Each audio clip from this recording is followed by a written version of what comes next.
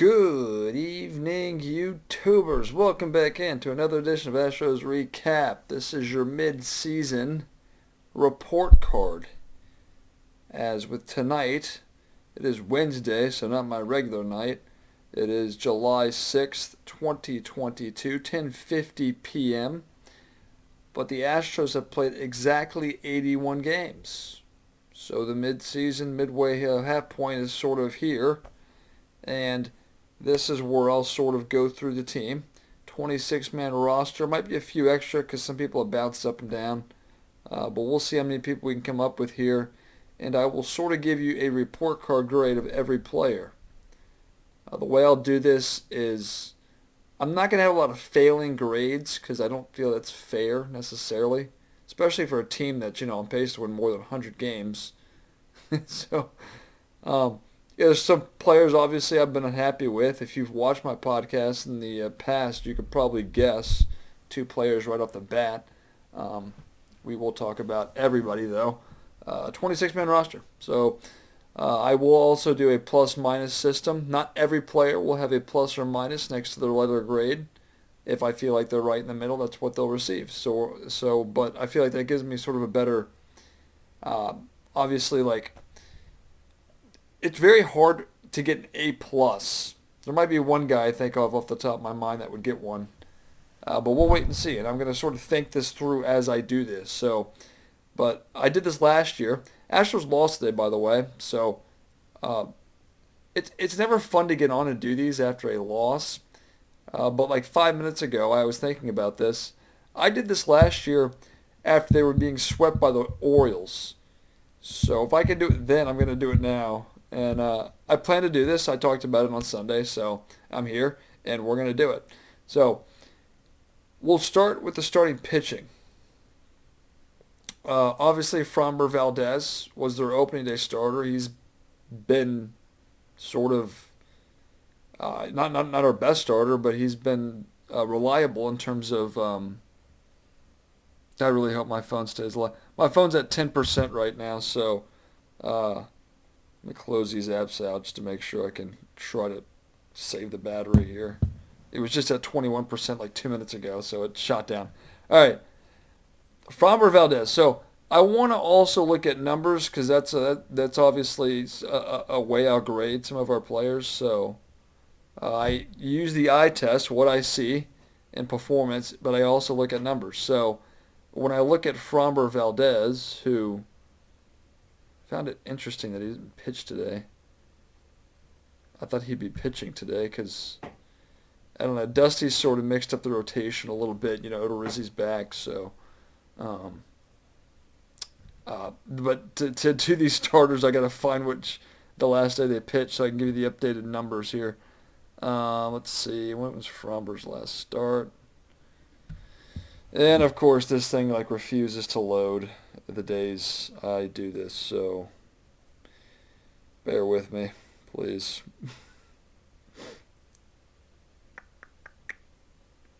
God, when did Framber, was it Sunday?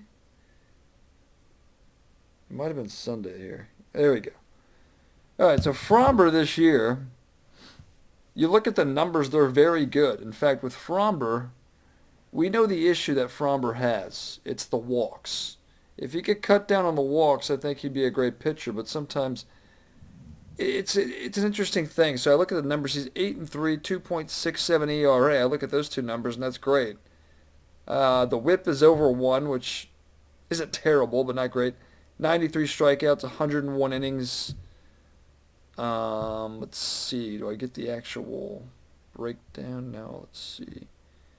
Because the walks is Framber's issue. He had 5 walks his last start. He averages 3-ish walks a game at least. Well, that's the big issue with Framber. So, but I probably give Framber Valdez. I'm going to try not to be harsh here because I'm usually a glass half empty type of guy when I talk about my team. You can ask my coworkers. I do not. I'm not one of those fanboys that praises the team. I usually look at the issues more so than the good things. But I'm going to sit here, and Fromber has done as good as I could have hoped, if not a little better. I wish he'd cut down on the walks, but I'll give him an A minus. It'd probably be an A if he walked less guys. But he's got 8 wins, 3 losses. The ERA's, mid twos. I can't be too upset about that. So that's what I'll do with Fromber Valdez. Then we shift here to we'll go to Justin Verlander. He's probably the only A plus I'm going to give all year. Justin Verlander off of Tommy John surgery has been phenomenal. He's 10-3. He leads the league in wins. His ERA sits at 2.03, and he's been the ace of all aces, I think. He's right there in the Cy Young. He's a Cy Young candidate, no doubt. And, but Verlander, he's had a few sort of, he's had a game here or there where he hasn't been great. But a game that's not great for Verlander is usually still like 3 runs, 6 innings, something like that. Like those are the worst starts I think he's. He had a bad start against the White Sox like 2-3 starts ago. But he usually comes out and he backs up the bad start with an exceptional one. And say, look at the numbers. I can't argue. 10-3, 2.03 ERA. He's got with 90 strikeouts and 97 in the third innings. The WHIP is under 1. I mean, I just can't sit here and I can't give him anything other than an A plus. I mean, he's probably the only guy that will get it. But yeah, I'll sit there and I'll stick with that.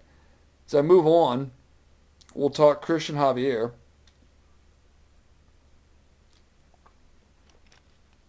I'm also going to give Javier an A minus. The minus will come from he wasn't good tonight. He pitched tonight, was not very good.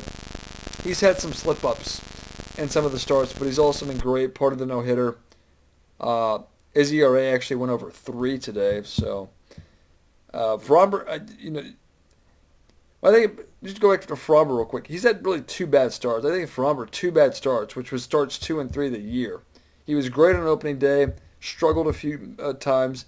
Has not been perfect in a lot of his starts because of the walks. That's the big issue I have with Fromber, is the walks. If there's an issue with Verlander, is he's susceptible to the long ball here and there, but I can't argue the numbers. And then Javier, who pitched today in a loss, ERA at 3.01, 6-4, but Javier's numbers are still pretty phenomenal. If I look at him here, I mean, people don't realize how big, he's got 102 strikeouts in 74 and 2/3 innings. And his ERA is at .99, so it's under 1. His WHIP. Yeah, I mean, I'm just looking at his career stats real quick. 15-7, 3.36, 286 strikeouts in 230 innings. He's more of a strikeout pitcher than Verlander right now. I mean, he wasn't good today. He's had some bad starts this year, so I have to throw. That's where the minus comes from him. So there's that. Move to Urquidy. Urquidy's going to receive a B minus. And if you had asked me this maybe 4 starts ago, he'd probably be sort of in the C minus D range, but he's raised his grade because he's been great his last however many starts it was. So Urquidy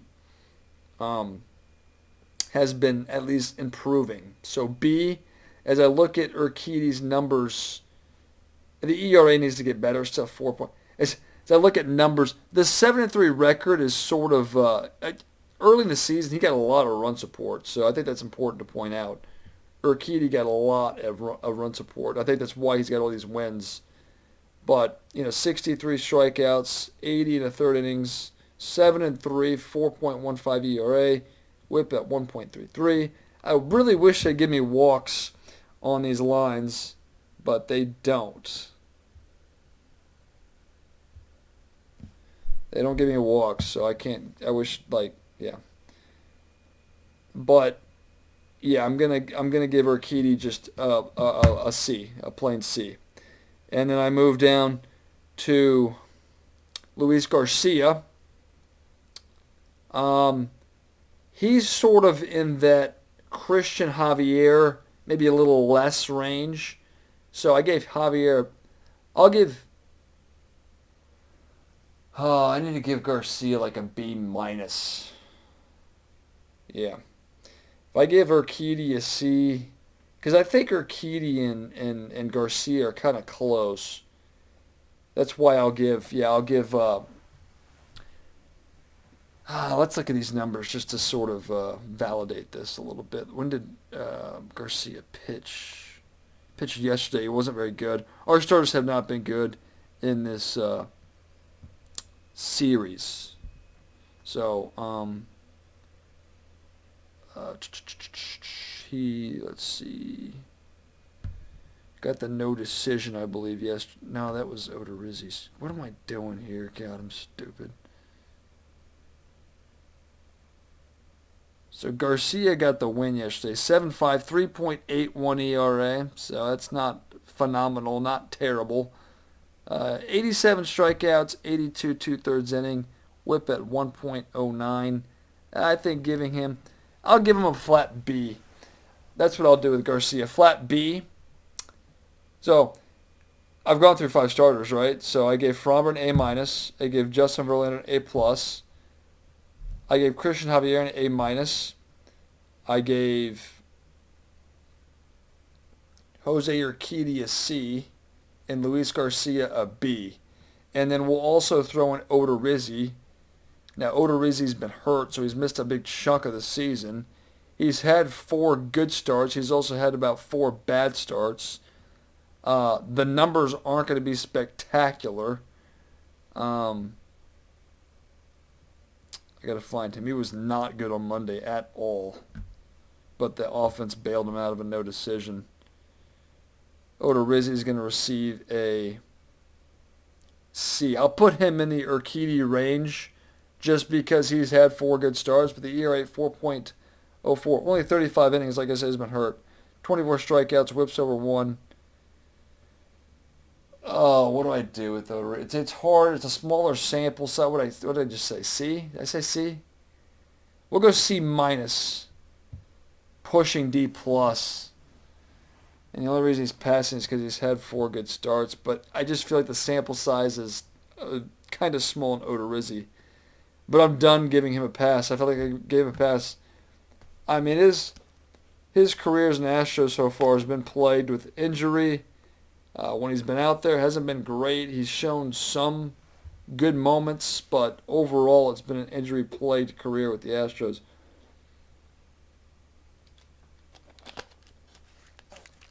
I don't know if this phone's going to hold up. It's at 5% now, so I got to speed things up or something. So let me go through the bullpen. Blake Taylor, let me just do the lefties here real quick. Blake Taylor is a D, D minus. Blake Taylor's not a good reliever, and he's a lefty. Lefties get free passes for some reason. If you're a left-handed reliever, you get a way longer leash than any right-handed reliever would get just because there's fewer lefties. So if you're a left-handed reliever and you're not that good, you have a good chance of making it because, well, if you play for the Astros, you do, because lefties, like Brooks Raley, I just want to bring this up quickly. Brooks Raley, who was a left-handed reliever last year, was probably one of the worst pitchers in baseball, period, in the story. The Astros brought in 4 relievers better than him at the deadline.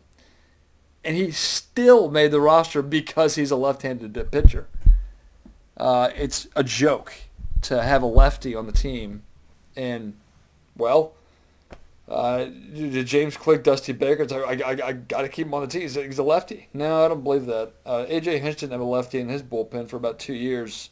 And it was okay. The Astros haven't had a lefty because both of them have been injured. That's Blake Taylor and Parker Mashinsky. For about a month now, the bullpen's been just okay without him. When they come in, they weren't good. I mean, Mashinsky's a better left-handed pitcher or reliever than Blake Taylor is. Blake Taylor's a joke. I don't want to be harsh here. He's not a joke, but he doesn't throw strikes. I can't have relievers that come in, especially lefties. You you bring in the lefty to set up the matchup, which I think is stupid anyway to begin with. But Blake Taylor can't throw strikes to left-handed hitters. He comes in ball, ball, ball. He walks the guy. It's like I just can't give him excuses. D minus, D minus for Blake Taylor. Mashinsky, small, very, very small sample size here, but I'll give him a C plus. Yeah, I'm not gonna overthink these. C plus for Mashinsky, D minus for Taylor. I'm not gonna. I can't look at all these numbers here. I'm gonna close the app, try to preserve the 5% I got left here in this battery. All right, let's continue to go here. So Phil Maton will receive a B minus. I had high hopes for him going into the season.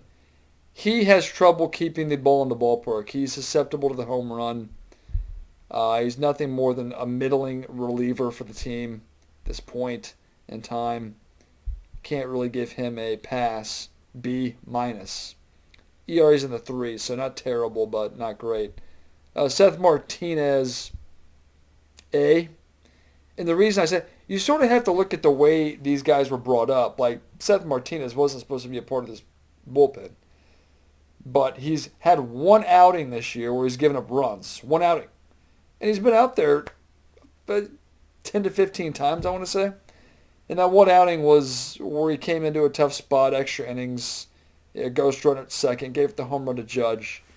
But as he goes, he's under 1. I can't argue that. I mean, so Seth Martinez, A. Now, you could dock him some more points because he doesn't pitch in any high leverage situations, But I'm not going to do that. I can't blame a guy for not being put in high leverage. Like that's not my decision. Like, if you put him in high leverage situations and he failed, then I would dock him points. But I'm not going to dock him for something he has no control over. So, yes. A for Seth Martinez. But again, hasn't pitched in a big situation. Montero, A. Not much to say there. He's been great. I mean, Hector Neris, B, I guess I'd give him a B. He's had some ERA's almost at 4. If you asked me a few months ago, it'd be an A at least. B minus. I will say B minus. He struggled today. I have to dock him. I'm a recency bias guy. B minus for Neris. Stanek. You look at the Stanek numbers. They're great, obviously, this year. Thing with Stanek, though.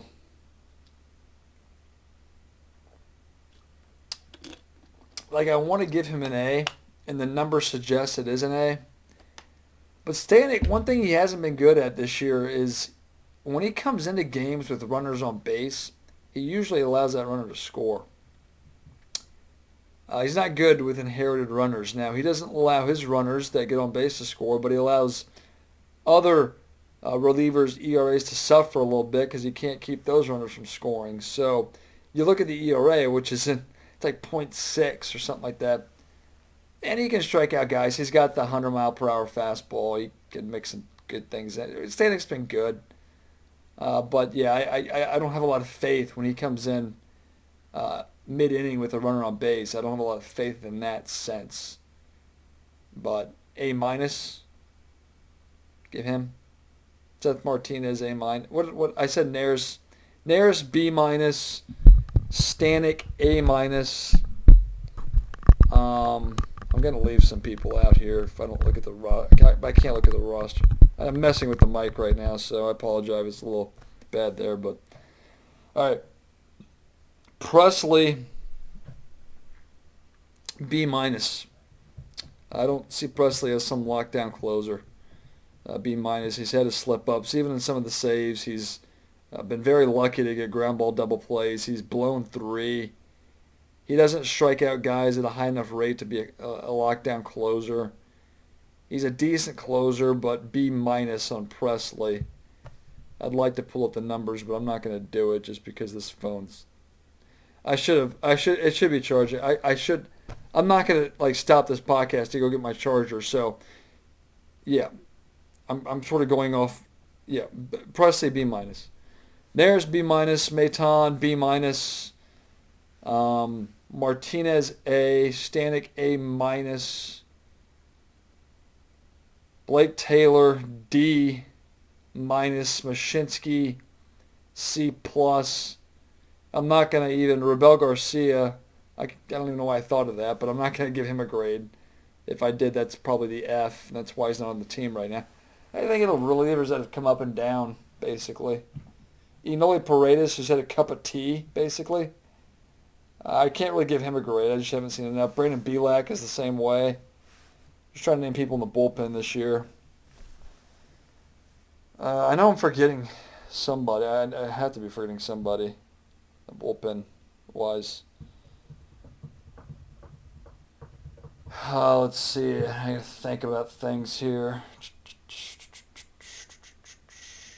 If I just count, the two lefties, the Maton, Martinez, Montero, Neris, Presley. That's 7. I'm missing somebody, though. I know I'm missing somebody. Brian Abreu. There we go. That's one guy I missed. Who's actually pitched 2 days in a row. Has not looked good his last 2 outings. Today I think he was scoreless. Got a ground ball double play, but he's hit a batter yesterday, walked a guy, walked 2 guys today. So, but Abreu, a guy I had really no faith in going into the year, has been actually really good for us this year. So I'll give him a B plus. I'll give Abreu and probably an A if he had talked to me 3 days ago. But recency bias tells me B plus. So that's where I'll B plus. B plus for Brian Abreu. And I still feel like I'm forgetting somebody, but I'm going to move on here because I'm not going to spend all day. Lineup. We'll go position-wise. So catchers. Martin Maldonado, D plus.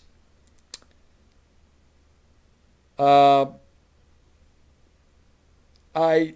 can't deal with a 150 batting average. I just can't do it. People can praise him for his defensive ability, his ability to throw out base runners. I don't think he's phenomenal, by the way. I know the pitchers love him. Maybe the things that Maldonado does well doesn't show up in the box score. The players love him. He's kind of a leader, although I don't want my leader to be... My big issue with Maldonado is just the at-bats. It's a black hole in the lineup. It's just dead. He's an abysmal hitter. And I have a coworker I go back and forth with who loves Maldonado for some reason. God knows why. She does not... Kind of calling out my coworker here. She doesn't like Kyle Tucker because she thinks that his contributions from an offensive standpoint are irrelevant. The hits that Maldonado has are more irrelevant than Kyle Tucker's. I've watched Kyle Tucker this year. He's had big hits and big situations that have either given us the lead. He's had big hits this year. Maldonado's hits and home runs come really when they're not needed. So you want to praise Maldonado, and it makes 0 sense. Maldonado can't hit to start, and the very few times he actually gets hit, the few and far between, are meaningless. He's never had a big at-bat that's like a go-ahead home run or a game-tying base hit. His home runs and base hits are more irrelevant. I just can't deal with a 150 hitter. I don't care if you catch the ball properly behind home plate and throw out a few base runners. But Jason Castro is also a D as well. I mean, he's been pretty... last memory, Castro was a big 2-run home run to win that game in New York last week. So, I mean, it's good there, recency-wise. But I can't forgive Castro for striking out 50 times this year, and maybe the 100 plate appearances he's had, less than that probably. He struck out 40 times maybe, and 70 play. I don't know. I'm not looking at these stats right now. I got to get back in at some point, but I'm still at 5%. It closed all the apps. Phone's locked. Catching position is one of the worst. Catching is a bad position for the Astros. Just I'll leave it at that, basically. First base, Yuli Gurriel, D. D. D. Plays a good first base. That's why it's not a D minus. But his hitting this year has been abysmal. So D, Gurriel. Altuve, B plus. I really wish he'd remember how to hit the ball to right field because he doesn't do it anymore. Now, Altuve got off to a bad start this year, went on the IL, came back, been pretty consistent. He's going to start the All-Star game at second base. B plus, Altuve. Power numbers still pretty good, but as the leadoff hitter, he's been. I can't complain with Altuve. I moved to shortstop, Jeremy Pena. B plus. Maybe the average could be a little bit better. He's made a few errors at shortstop, but I think he's an above-average defender overall. Doesn't have the arm Correa did. Obviously, it's hard to live up to the Correa defensive standard at shortstop. That was sort of irreplaceable, but he's an above-average shortstop defensively. And I think the hitting, he's got 11 home runs. He's on pace for, 22 home runs this year. He's hitting, I think, in the 250, 260 range. I like Pena, B plus, B plus. And then at third base, Bregman's also a D, D minus. Maybe a D. He plays a pretty good third base, but offensively, he's been a travesty this year.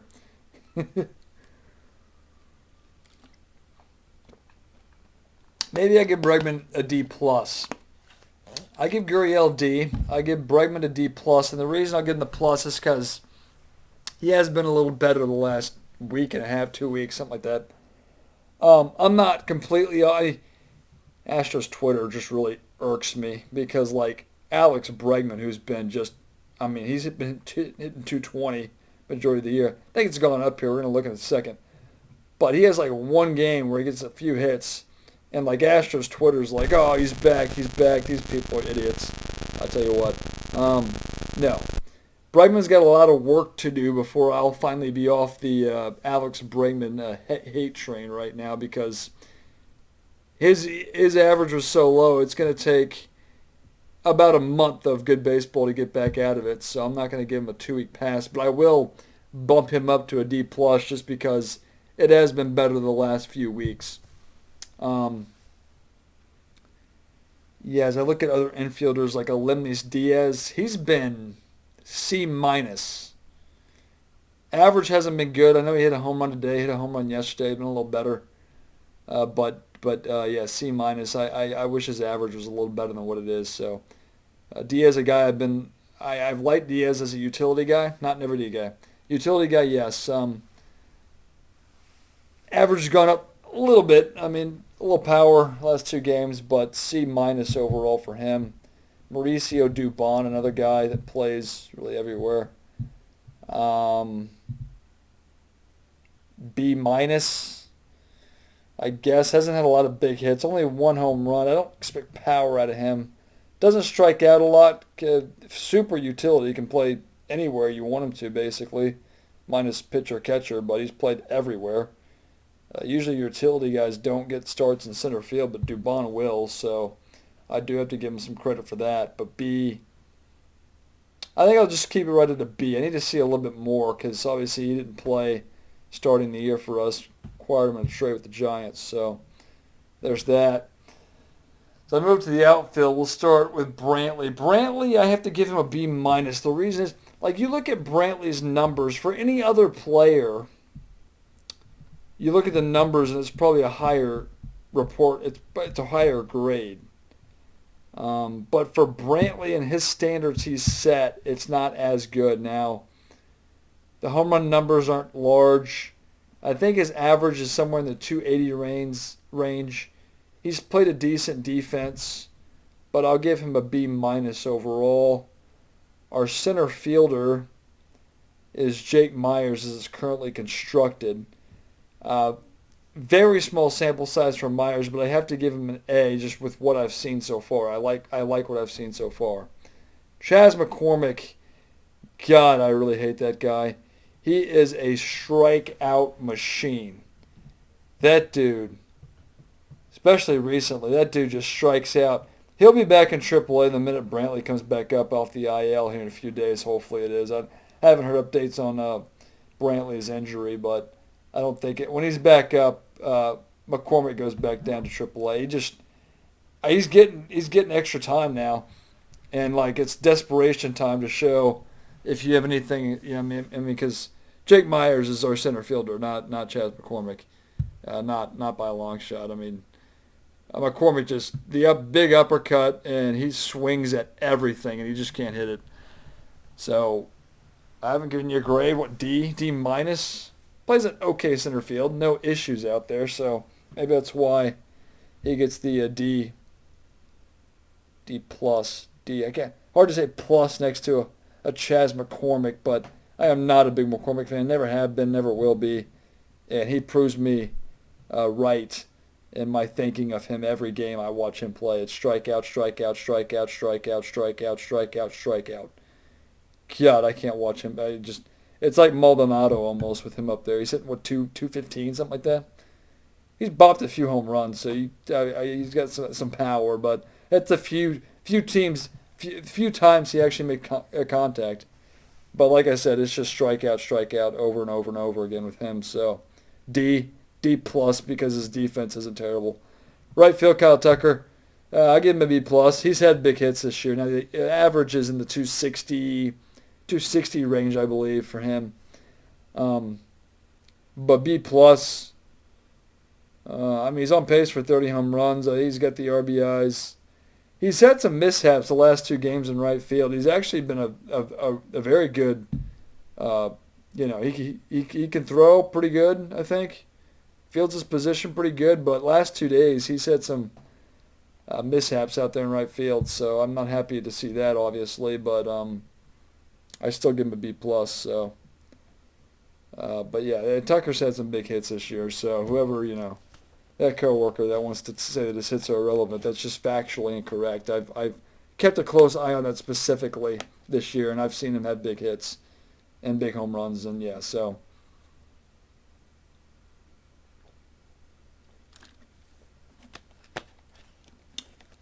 So I went through 6 starters plus 8 relievers. That'd be 14. 2 catchers. That's 16.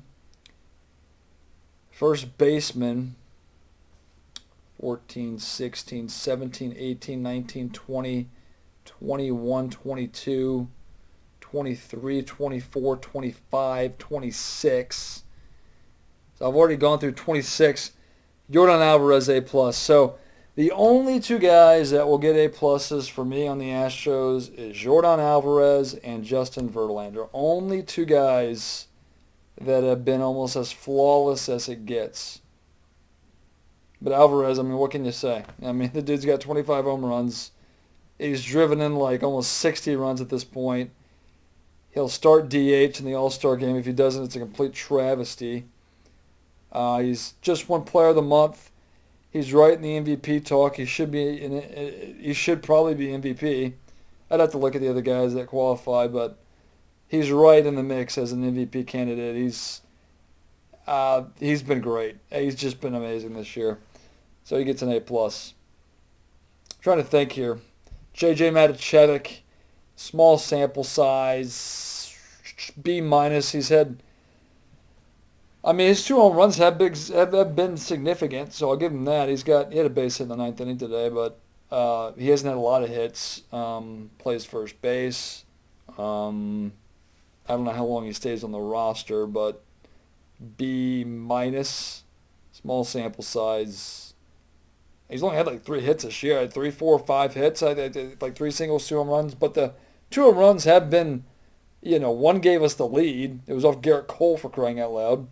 And sort of, it was like the winning run or some sort. And the other one he hit was like a go-ahead early game home run, Chicago White Sox Sunday night. But yeah, I have to give Matichevich a little bit of credit, but it's just such a small sample size, hard to really judge him right now. But B-. The minus would come from just the inability with the other 10 to 15 at-bats to get hits. So yeah, that's like 28 guys I've now talked about. I'm probably forgetting a few here or there. Corey Lee got called up. I really, he's had like 5 at-bats. I really can't give you I mean, there's people that have a small sample size, but I can't judge a guy after 5 at-bats, so I won't even talk Corey Lee at all right now.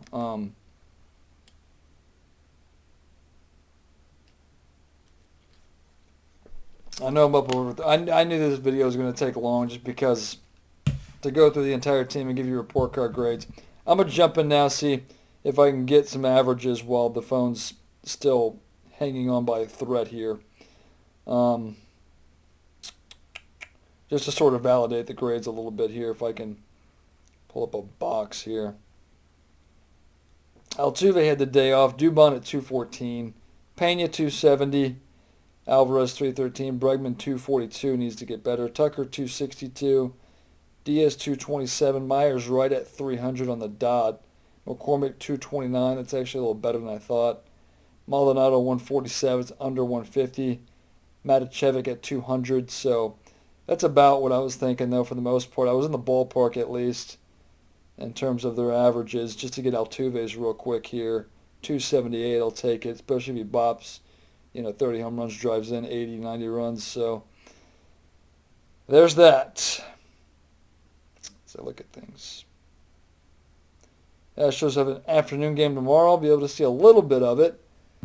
Overall, the team as a whole, I have to give them an A. I mean, they're on pace to win 104 games. They've won 52 of their first 81 games. No, 53. Wow, 50. Yeah, I guess 53. So they're on pace to win 106 games this year. I can't snuff it. I went into the year thinking close to last year when they won 95 games last year. Thinking in that range, 98 was sort of what I was thinking. But now, I mean, shoot, if they get to 98, that's kind of a disappointing second half, I guess. That put them 34 games over 500, so they're 25 games over 500 as I look at things now. So if you played 13 games over the rest of the way, would put you at 98 wins. But I think the goal needs to be more like 100 at this point. Division's on lockdown, 13-game lead. I have to give the team an A. I look at record as they've been a big indicator. I think that's fair. You are what your record says you are. They're 53-28. Second best team in baseball. Yankees obviously lead the way, 59-23. They've been good record-wise, but the Astros are clearly the second best team in baseball right now. I mean, the second best record. They've beaten the Yankees 3 out of 5. They got 2 more with them. We'll see. But, yeah, I'm coming up here on almost 40 minutes, 2 minutes away. So I'm going to sort of try to wrap things up there. Love to hear your comments, your grades section below. Did I leave anybody out? If you did, I can pick that back up on Sunday. I'll think as I watch the Astros here. I'm sort of working and watching at the same time, so it's a little bit tough. But I feel like I know the team pretty well. I watch them every time I can, so I feel like I'm pretty educated for the most part. So anyway, yes, I will wrap things up there. Thanks for watching the video. David Artis, that's your mid-season report card. 81 games in the books. We got another 81 to go before things get fun in October for playoff baseball. Hopefully we stay pretty good on the injury front going forward. Continue to win games. And we'll be looking forward to the next 81 here. But I'll wrap things up there. We'll talk to you again Sunday. So I'll be looking for the videos, and I won't let you down. But we'll wrap things up there. We'll talk to you next time.